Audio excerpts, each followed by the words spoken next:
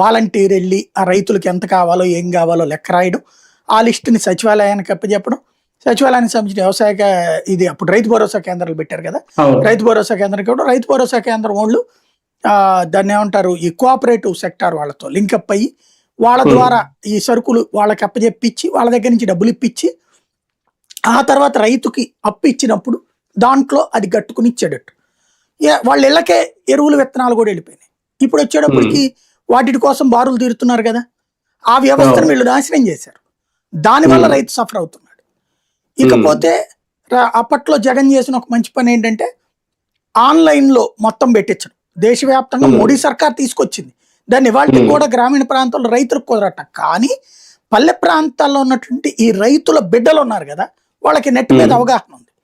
వాళ్ళు ఎక్కడ ఎక్కువ రేటు పలుకుతుందో అక్కడికే పంపించడం అన్నది చేసుకొచ్చారు. అది త్రూ రైతు భరోసా కేంద్రాలు దానికి తగిన మోటివేషన్ చేసుకొచ్చినాయి. ఇప్పుడు అది లోపించింది, సమస్య అక్కడ వస్తుంది. ఇంకొకటి ఏంటంటే ఎప్పుడైనా ప్రాబ్లం వచ్చినప్పుడు మార్కెట్ ఇంటర్వెన్షన్ అన్నటువంటి జగన్ టైంలో ఎక్కువ సార్లు జరిగింది, ఇప్పుడు అలా జరగట్లేదు.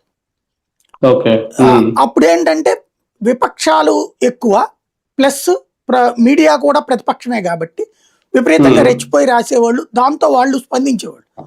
ఇప్పుడు మీడియా అంతా ఒక పక్షమే ఉంది, అధికార పక్షం